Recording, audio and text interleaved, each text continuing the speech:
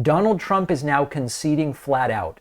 Americans will feel pain because of his new tariffs, and he is forging ahead anyway.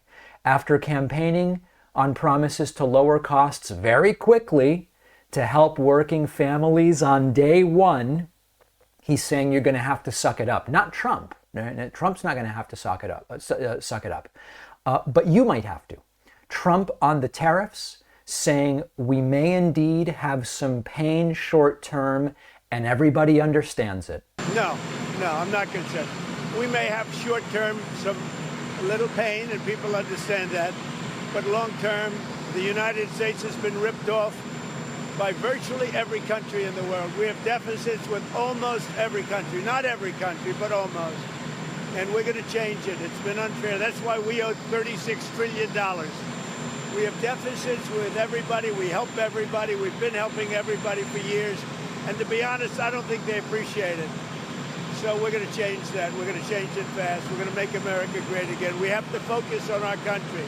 We have tremendous potential if properly used, and we have to focus on our country. Tremendous deficits with China, tremendous deficits with the European Union, tremendous deficits with Mexico and Canada. Is Trump right? Do you understand it? Are you happy for some short-term pain so that Trump continues to dismiss concerns from economists and manufacturers and farmers, pretty much everybody? Are you comfortable with that? Are you happy to say, I'll pay more for eggs, I'll pay more for avocados, I'll pay more for electronics, I'll pay more for lumber and gas-powered vehicles and electric vehicles, I'll pay more for everything because it's for the greater good. Whose greater good? Trump remains laser-focused on this tariff blitz. Doesn't matter what happens to your wallet, doesn't matter what happens to the jobs. Now, Trump was asked, what do Canada and Mexico need to do for you to lift the tariffs? And Trump said the following. President, what does Canada and Mexico need to do for you to lift the tariffs? What are specifically you want? That have to balance out their trade, number one. That's got to stop people from pouring into our country, and we've stopped it. They haven't stopped it. We've stopped it. They have to stop people from pouring in, and we have to stop fentanyl, and that includes China. Fentanyl has killed this year at least 200,000 people.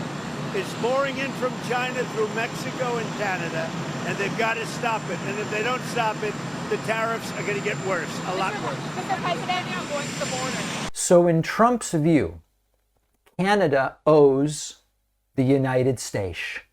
Mexico owes us. Despite close ties for a long time, some of our biggest trading partners, long-standing trade deals, some of which Trump himself negotiated, directly or indirectly, during his first term. Trump, for now, is saying, I have no interest in scrapping these tariffs anytime soon. It doesn't matter if it hurts the economy. Does that sound like a guy who cares about you? So Trump is forging ahead, knowing people are going to pay for it in higher prices and in slower growth, but he doesn't care. So the important message here, I would love to have the power to cancel these tariffs. I don't have that power. I'm a guy in a room with a microphone and lately pretty bad lighting, as many of you have pointed out. I can't change that this is going on. What I can tell you is that if you're feeling the pinch in the weekly budget, if you go to the grocery store and you say, wait a second, eggs are up 10% since Trump took office, and now he's adding tariffs. Remember who is doing it. Trump asked about what Elon's been doing so far. He doesn't seem to know, but he says it's all very good. President, do you feel that Elon Musk is delivering on his promises to you? Do you feel he's doing a good job right now with I do. I think Elon's doing a good job. He's a big cost cutter. Sometimes we won't agree with it and we'll not go where he wants to go, but I think he's doing a great job. He's a smart guy, very smart, and he's very much into cutting the budget of our federal government. Mr. President. So translation here, Trump has no idea what Elon Musk is doing. Quite frankly, he doesn't care. Doesn't matter if Elon is doing things that are going to be bad for the economy as well. Trump doesn't care. He knows you're going to suffer. He knows the average American is going to suffer. I hope that folks are ready. To the Trump supporters, my question is this what you voted for? I put this out on Blue Sky. I put out it, people were shocked that I put out an excretion on X. People said, sir, you don't tweet anymore. But I went on X and I put up an excretion. Is this what the MAGA people voted for? And if you're happy with this, tell me how it's going to benefit the United States. Let's say during Trump's term. I get that over a decade, over 12 to 15 years, we can restructure supply chains and bring some of the domestic manufacturing back at a greater cost, But in the immediate, even in the medium term, this is shaping up to be a disaster. So we'll take a break. I do want to remind you, I do have a few more. Oh, this is exciting, by the way. I mentioned last week, if you want a personalized signed copy of my book, the only way to get it, right? If your name is, for example, Jonald. If your name is Jonald, I will say, thanks, Jonald, David Pakman. We are going to be offering numbered personalized signed copies of my forthcoming book. If you want one, email info@davidpakman.com, say signed book in the subject. They're going to be about $50.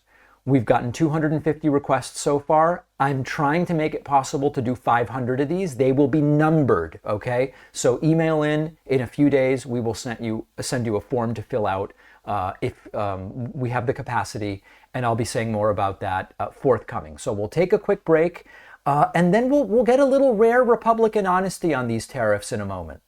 Many people in the audience know I speak multiple languages. I first learned Spanish when I was born in Argentina. Then I learned English. I learned some Hebrew in Hebrew school. I learned French in junior and high school. I am no stranger to the language learning process.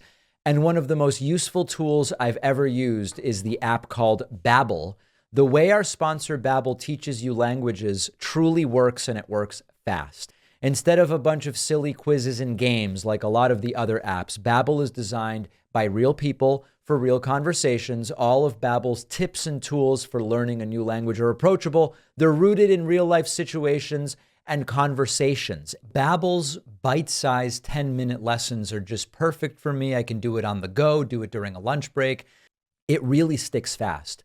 Babbel was able to help me feel ready for my recent trip to France. I'm using Babbel to brush up on Italian and German just for fun. Studies from Yale, Michigan State University, and others prove Babbel is better. One study found that using Babbel for 15 hours is like a full semester of language at college. Here's a special limited time deal for my audience. Right now, get up to 60% off your Babbel subscription, but only for my audience at babbel.com/Pakman. Rules and restrictions may apply. The link is in the description.